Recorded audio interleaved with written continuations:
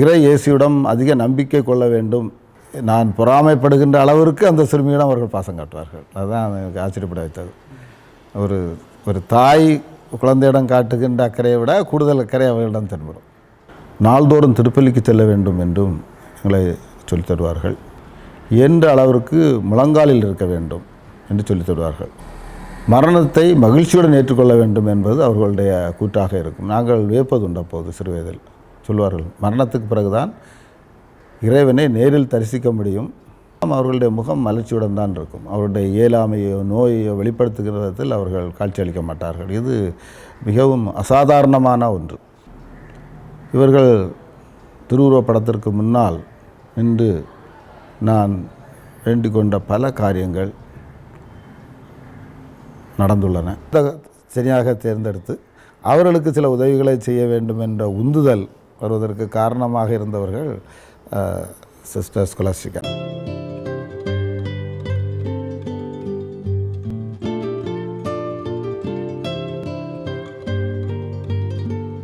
எனது பெயர் Xavier Joseph. நான் பணி நிறைவு பெற்றுள்ள மேல்நிலைப்பள்ளி தலைமை ஆசிரியர். ரெவரண்ட் ஃபாதர் ஸ்கொலாஸ்டிகா அவர்கள் என்னுடைய அம்மா திருமதி பன்னி நட்சத்திரம் அவர்களுடைய சகோதரி. இவர்கள்தான் எனது ரோல் மாடல் என்று அம்மா அடிக்கடி சொல்வார்கள். என்னுடைய அம்மாவின் கையெழுத்து மிக நன்றாக இருக்கும். அதற்கு காரணம் மதர் ஸ்கொலாஸ்டிகா அவர்களுடைய கையெழுத்தை அவர்கள் பின்பற்றியது என்றும் சொல்வார்கள். சிறுவயதில் அடிக்கடி அழகப்பபுரம் கான்வென்ட்டிற்கு அவர்களை சந்திக்க செல்வோம், பெற்றோருடன் செல்வோம். அவ்வாறு சொல்லும்போதெல்லாம், நீங்கள் நாள்தோறும் தவறாமல் மன வலிமை ஜெபம் செல்ல வேண்டும், ஆசையடக்கம் ஒருத்தல் முயற்சிகள் மேற்கொள்ள வேண்டும் என்று சொல்வார்கள். அதோடு நாங்கள் செய்வவற்றை எழுதி வைத்துக் கொள்வதற்காக சிறு டைரி, அட்டவணைப்படுத்த டைரி கொடுப்பார்கள். அதில் அவற்றை எழுத வேண்டும் என்று சொல்வார்கள். முந்தைய நாளை விட அடுத்த நாள் அதில் எண்ணிக்கை அதிகரிக்க வேண்டும் என்றும் ஆலோசனை சொல்வார்கள். இறை இயேசுவிடம் அதிக நம்பிக்கை கொள்ள வேண்டும் என்ற ஒரு செய்தியை சிறுவர்களாக எங்களுக்கு மதர் ஸ்கொலாஸ்டிகா அவர்கள் அடிக்கடி சொல்வார்கள். ஏழைகளிடமும் அனாதைகளிடமும் அவர்கள் காட்டுகின்ற பாசமும் அன்பும் என்னை மிகவும் நெகிழ செய்ததுண்டு. அந்த அளவுக்கு அவங்க நான் பொறாமைப்படுகின்ற அளவிற்கு அந்த சிறுமியிடம் அவர்கள் பாசம் காட்டுவார்கள். அதுதான் எனக்கு ஆச்சரியப்பட வைத்தது. ஒரு தாய் குழந்தையிடம் காட்டுகின்ற அக்கறையை விட கூடுதல் அக்கறை அவர்களிடம் தென்படும். அவர்கள் எனக்கு நிறைய புத்திமதியும் சொல்லியிருக்கிறார்கள். சிறுவயதில் நான் அம்மாவுக்கு கீழ்ப்படியாமல் இருப்பேன், எதிர்த்து சொல்வேன். இதே ஒருவேளை எங்கள் அம்மா அவர்களிடம் சொல்லி வருத்தப்பட்டிருக்கலாம். எனவே அழகப்புறத்தில் அவர் கான்வென்ட்டுக்கு செல்லும்போது என்னை தனியாக அழைத்து, என்னுடைய அம்மா அந்த குடும்பத்தில் 7வது பிறந்த இளைய மகள் என்றும் அவர்களை விட மூத்த 6 சகோதரிகளாலும் பெற்றோராலும் மிகவும் நேசிக்கப்பட்டவர்கள் என்றும் அவர்கள் மென்மையான மனம் கொண்டவர்கள் என்றும் அவர்களுடைய மனம் நோகாமல் பார்த்து கொள்ள வேண்டும் என்றும் அவர்கள் கூறிய அந்த புத்திமதி என்னை உண்மையிலேயே திருந்த வைத்தது. நாள்தோறும் திருப்பலிக்கு செல்ல வேண்டும் என்றும் எங்களை சொல்லித் தருவார்கள். ஆலயத்தில் பராக்கு பார்க்காமல் பீடத்தையே பார்த்து கொண்டு பக்தியோடு இருக்க வேண்டும் என்ற ஆலோசனை சொல்வார்கள்.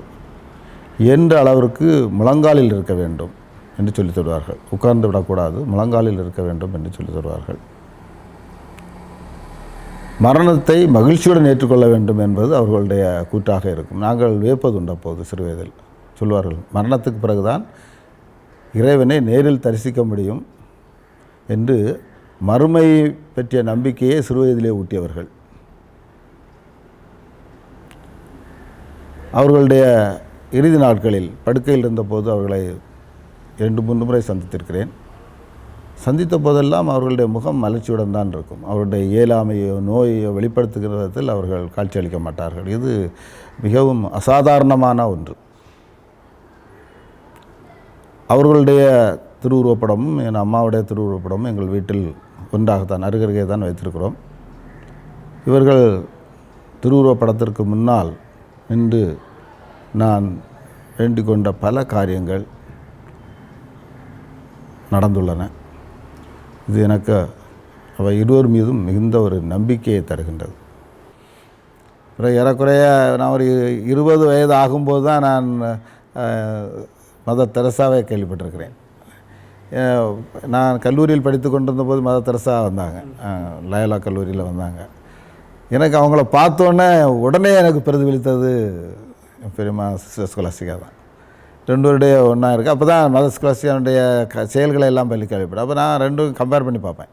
இப்போ அவங்களாம் பார்த்தா இவங்களாம் இருக்கிறாங்க, அவங்களும் அனாதையெல்லாம் வச்சுருக்காங்க, இவங்களும் அனாதையெல்லாம் நடத்துகிறாங்க, ஏழைகள்கிட்ட அவங்களுக்கும் கரிசனை இருக்குது, இவங்களுக்கு கரிசனை இருக்குது, 2 பேருக்கும் நிறைய ஒற்றுமை இருப்பது மாதிரி என் மனசில் ஒரு எண்ணம் அப்போயே உருவாயிடுச்சு. இப்போவும் நாங்கள் அவங்கள நினைக்கிறது உண்டு. எங்கள் குடும்பம் பெரிய குடும்பம், 7 சகோதரிகள். அவங்க அதில் முதல் 3 சகோதரிகள் திருமணமானவர்கள். அப்புறம் அடுத்த 3 இவர்களுக்கு பின்னால் இருக்கிற 2 அவங்களுடைய தங்கைகள். அவங்க 3 பேரும் கன்னியர்கள். அப்புறம் கடைசியில் எங்கள் அம்மா. ஆக்சுவலாக அவங்க கூட இவங்க ரோல் மாடலாக இருந்து கன்னியாஸ்தி ஆகணும்னு தான் நினச்சாங்க. அப்போ கடைசி மகளானாலையும் இவங்களுக்கு முன்னால் 3 பேர் பிறந்தனாலையும் இவங்க பெற்றோர் வேண்டாம், நீங்கள் திருமணம் செய்து கொள் என்று, நீ அருகிலே இருக்க வேண்டும் என்றும் அவங்க வீட்டுக்கும் பட்டர்விளை என்ற ஊருக்கும் ஒரு 3 கிலோமீட்டருக்கு அடுத்துள்ள கல்லுக்கூட்டம், அந்த ஊரில் எங்கள் தந்தையை அவர்கள் வரன் பார்த்து திருமணம் செய்து வைத்தார்கள். அடிக்கடி வந்து போகலாம் என்பதற்காக. இன்னும் மரவான்குடிப்பு, செக்காரவிளை, வெள்ளிக்கோடு என்ற 3 இடங்களில் இருக்கிறார்கள். ஏறக்குறைய அவர்களுக்கு ஏறக்குறைய ஒரு 40க்கு உட்பட்ட பேரப்பிள்ளைகள் எல்லாம் உண்டு. நாங்கள் வருடந்தோறும் மே மாதம் 2வது ஞாயிற்றுக்கிழமைகளில் பொதுவாக பட்டர்விளையில் கூடி பெற்றோருக்காக இவர்களுக்காக எங்கள் முன்னோர் எல்லோருக்காகவுமே நாங்கள் திருப்பலி நிறைவேற்றி நினைவு கூறுவதுண்டு. அப்போதெல்லாம் இவர்களுடைய காரியங்களை இவர்களோடு சேர்ந்து அனுபவித்தவர்கள் இளம் தலைமுறையினருக்கு சொல்லிக்கொண்டே இருப்பதுண்டு. இது வருடந்தோறும் நடைபெறுகின்ற ஒரு நிகழ்ச்சி. அண்மையில் அவர்களுடைய 100ஆண்டு விழாவை சிறப்பாக கொண்டாடினோம். அதிலும் இப்போ குடும்பத்தில் எல்லோரும் கலந்து கொண்டார்கள். எல்லோரும் கலந்து கொள்ள வேண்டும் என்பதற்காக பட்டர்விளையில் அவர்கள் பிறந்த ஊரில் அதை சிறப்பாக நடத்தப்பட்டது. நாங்கள் கான்வென்ட்டிற்கு செல்லும்போது பல நாட்கள் எங்களுக்கு தருகின்ற உணவு கஞ்சி, பயறு கஞ்சி. அப்போ பயறு கஞ்சியை குடித்ததே வீடுகளில் நாங்கள் அப்போ அதை என்றாவது ஒரு நாள் குடிப்போமே இல்லையா, அது ஒரு ரெகுலர் ஆகாரமாக இருக்காது எங்களுக்கு. பயறு கஞ்சி ரெகுலர் ஆகாரமாக இருந்தது அளவுப்புறம் கான்வென்ட்டில். அது எல்லோரும் சேர்ந்து குடிப்பதனால எங்களுக்கு அந்த சாப்பாட்டில் ஒரு வெறுப்போ இது வருவதில்லை. அப்போது தான் தெரிந்து கொண்டோம் அங்கு உணவு பற்றாக்குறை இருக்கிறது என்பதையும் தெரிந்து கொண்டோம். அவர்கள் எவ்வளோ கடினமாக அந்த சபையை வளர்த்தார்கள் என்பதை நாங்கள் அப்போது, ஏனென்றால் அந்த கான்வென்ட்டுக்கு அடிக்கடி செல்வதுண்டு. என்னுடைய தந்தை திரு அந்தோணிமுத்து அவர்கள் ஏராளமாக கான்வென்ட்டுக்கு உதவி செய்ததாக அவர்கள் பிறகு எங்கிட்ட சொல்வார்கள். அது எங்களுக்கு தெரியாது, செய்ததாக அவர்கள் சொல்வார்கள். அங்கே ஒரு பள்ளிக்கூடம் ஆரம்பிக்கப்பட்டது. அந்த பள்ளிக்கூடத்தை அங்கீகாரம் வாங்கி கொடுத்தது என்னுடைய தந்தை என்று சொல்வார்கள். பிறகு என்னுடைய தாத்தா ஸ்காலஸ்டிகா அவர்களுடைய தந்தை திரு சௌரிமுத்து அவர்கள் இறந்த அதே ஆண்டு தான் நான் பிறந்தேன். எனவே தான் அவருடைய பேரை எனக்கு வைத்தார்கள், செய்வர் என்று வைத்தார்கள். அந்த ஊரில், அவர்கள் பிறந்த ஊரில் பட்டர்விளையில் ஒரு பள்ளிக்கூடமும் வர வேண்டும் என்பது, ஒரு கான்வென்ட் வர வேண்டும் என்பதும் என்னுடைய தாத்தாவுடைய விருப்பம். அதை சொல்லியிருக்கிறார். இவங்களுக்கும் ஏராளமான விருப்பம் உண்டு அதை. ஆனால் அவர்களால் முதலில் அதை துவங்க முடியவில்லை. எனவே எங்கள் தாத்தாவுடைய அந்த ஆசையை ஏற்கனவே தாத்தாவும் எங்களுடைய தந்தையிடம் சொல்லியிருக்கிறார். அதுபோக இவர்களும் அதை சொல்லிக்கொண்டே இருப்பார்கள். எனவே என் தந்தைக்கு ஒரு உந்துதல் ஏற்பட்டது. எனவே என் அம்மாவுக்கு கிடைத்த அந்த ஷேர் நிலம் முழுவதுமே ஒரு பள்ளிக்கூடமாக உருவாகியது. ஏனென்றால் ஒரு உயர்நிலைப் பள்ளி உருவாக வேண்டும் என்றால் 5 ஏக்கர் நிலம் வேண்டும். இவங்களுக்கு அருகாமையில், அந்த ஆலயத்துக்கு அருகாமையில் அந்த நிலம் இருந்ததால் அந்த நிலம் முழுவதையுமே பள்ளிக்கூடத்திற்கு கொடுத்தார்கள். கொடுத்து அங்கே ஒரு பள்ளிக்கூடம் தொடங்கப்பட்டது எங்களுடைய தாத்தா பெயரிலே.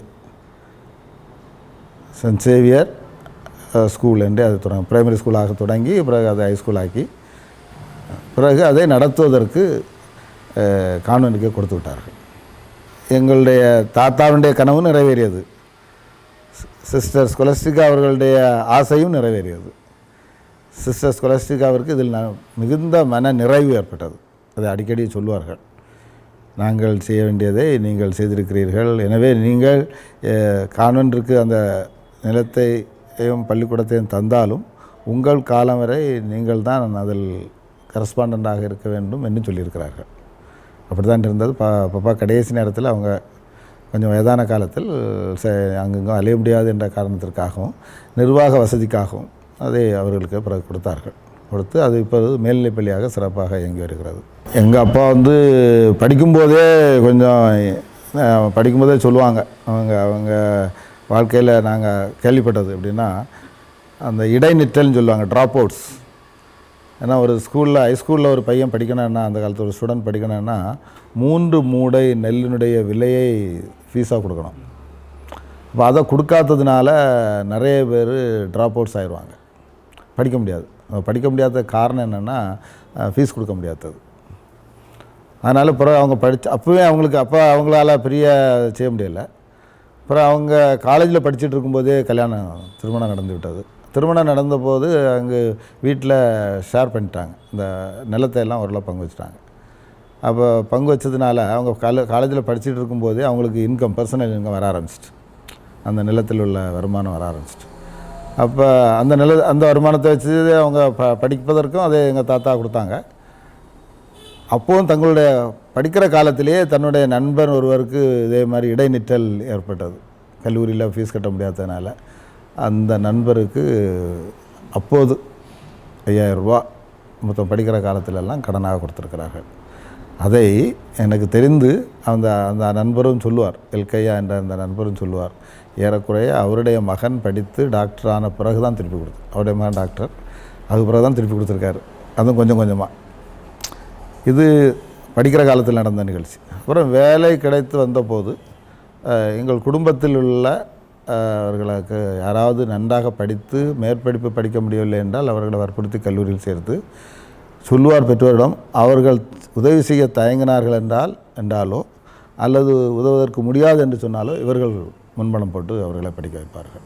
நான் எப்போதும் மகிழ்ச்சியாக இருக்க வேண்டும், துன்பத்தை கண்டு தோன்றிவிடக்கூடாது, கடினமாக உழைத்தால் முன்னுக்கு வரலாம் அப்படிங்கிற செய்தியை தான் நான் கூடுதலாக மாணவர்களுக்கு சொல்லுவது. அது நல்ல பலனை தந்திருக்கிறது. குறிப்பாக நான் திருத்தோபுரம் என்று சொல்லப்படுகின்ற கன்னியாகுமரி டிஸ்ட்ரிக்டில் ஒரு பார்டர் ஏரியா, அந்த ஸ்கூலில் வேலை பார்த்துருக்கேன். டீச்சராக இருந்து தலைமை ஆசிரியராக பணியாற்றினேன். அப்போது அங்கே பணியாற்றும் போது பல ஏழை மாணவர்கள் நல்ல நிலைக்கு வந்திருக்கிறார்கள். அதற்கு இவர்கள் எனக்கு தந்த சில புத்திமதிகள், அதை நான் பொதுவாக இந்த சொல்வார்கள் கொஞ்சம் டீவியன் ஸ்டூடெண்ட்ஸ் அப்படின்னு சொல்லுவாங்க, கொஞ்சம் கீழ்ப்படியாத அல்லது தவறான சிந்தனைகள் சொல்ல மாணவர்கள் எல்லாம் தனியாக அழைத்து அவர்களுக்கு எனக்கு எப்படி அவங்க புத்திமதி சொன்னாங்களோ அது மாதிரி பல மாணவர்களுக்கு சொல்லியிருக்கேன். அதில் நல்ல ஒரு பலன் கிடைத்திருக்கிறது.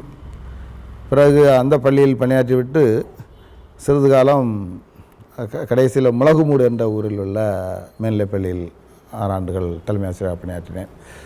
அங்கே வந்தபோது எனக்கு இன்னும் அதிகமான ஒரு பாசம் அந்த ஊரின் மேல் வந்தது. காரணம் என்னவென்றால், இந்த முளகுமூடில் தான் முதலில் சிஸ்டர் ஸ்கொலாஸ்டிகா கன்னியராக ஆனவர்கள். அங்குள்ள ஐசிஎம் கான்வென்ட்டில் சிஸ்டராக இருந்தாங்க அப்படிங்கிறது. ரெண்டாவது, அந்த ஊரில் தான் எங்கள் அம்மா, அவங்க சிஸ்டர் ஸ்கொலாஸ்டிகா இவங்க எல்லாம் படிச்சிருக்காங்க அதே ஊரில். அப்போ அது ஒரு பாசம். அதுக்கு மேலே அந்த ஊரில் எங்கள் பாட்டி திருமதி சௌரியாய், அப்போ அங்கே ஃபாதர் விக்டர் என்பவர் தான் அந்த ஊரை உருவாக்கியவர். பெல்ஜியத்தில் வந்த விக்டர், அவர் உருவாக்கிய பெண்களுடைய பொருளாதாரத்தை மேம்படுத்துவதற்காக அவர் உருவாக்கிய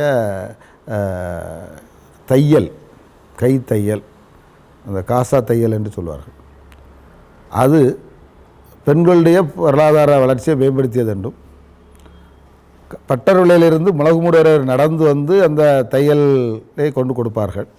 அவர் அதற்குரிய பணத்தை கொடுப்பார்கள் என்ற செய்தியெல்லாம் நான் கேள்விப்பட்டு அந்த ஊரின் மேல் நல்ல ஒரு பாசம் ஏற்பட்டதுண்டு. அந்த ஊரில் பார்த்தோம் என்றால் ஒரு 100க்கு மேற்பட்ட மாணவர்கள் எத்தகைய குடும்பத்தில் வந்திருக்கிறார்கள் என்றால், இந்த டெசர்டட் உமன், அதாவது திருமணம் செய்துவிட்டு மனைவியை தனியாக விட்டுவிட்டு அவர்கள் வேறு ஊரில், குறிப்பாக கேரளாவில் சென்று தங்கிவிடுவார்கள். அங்கு அவர்கள் வேறு பெண்களை திருமணம் செய்து அவர்கள் அங்கு, எனவே இந்த குழந்தையும் இந்த தாயும் தனியாக இருப்பார்கள். அப்படி 100க்கு மேற்பட்ட அந்த குழந்தைகளை அந்த தனியாக தேர்ந்தெடுத்து அவர்களுக்கு சில உதவிகளை செய்ய வேண்டும் என்ற உந்துதல் வருவதற்கு காரணமாக இருந்தவர்கள் சிஸ்டர் ஸ்கொலாஸ்டிகா என்ற அவர்கள் படித்த ஊர், அவர்கள் பணியாற்றிய இடம். எனவே அந்த வகையிலும் அந்த ஊரில் ஒரு பாசம். பிறகு அவர்களுக்கு காட்டி தந்த அந்த வழிமுறைகள். துன்பம் வந்தாலும் மகிழ்ச்சியாக அதை ஏற்றுக்கொள்ள வேண்டும். துன்பம் வந்தாலும் அது நன்மைக்கே என்று நினைக்க வேண்டும். எல்லாம் நன்மைக்கே என்பதுதான் இந்த விருது வாக்கு தான் எங்களுக்கு பட்டர்விலை குடும்பத்திலிருந்து கிடைத்த ஒரு செய்தி. அதை எந்த துன்பம் வந்தாலும் நாங்கள் அதை பின்பற்றி கொண்டிருக்கிறோம். எந்த துன்பம் வந்தாலும் நன்மைக்கே. சில வேளை அந்த நன்மையை நாங்களே பிறகு தெரிந்து கொள்வோம். இந்த காரணத்துக்காக தான் இந்த துன்பம் வந்தது என்றவே புரிந்து கொள்வோம். அதுதான் எங்களுடைய அந்த குடும்ப பட்டர்விலை சொல்லுவென்றால் நல்ல ஸ்கொலாஸ்டிகாவுடைய பெற்றோர் திரு சௌரிமுத்து, திருமதி சௌரியாய், இவர்களுடைய அந்த குடும்பத்தினுடைய விருது வாக்கு எல்லாம் நன்மைக்கே. இந்த எல்லாம் நன்மைக்கே என்ற வார்த்தை தான் எங்களை இன்று பல காரியங்களில் துணிவோடு செயல்பட வைக்கிறது. திருமதி மரிய நட்சத்திரமாகிய எனது அம்மாவும் ரெவரண்ட் மதர் ஸ்கொலாஸ்டிகா அவர்களுடைய புகழும் நீடூழி வாழ வேண்டும் என்பதே என்னுடைய ஆவல்.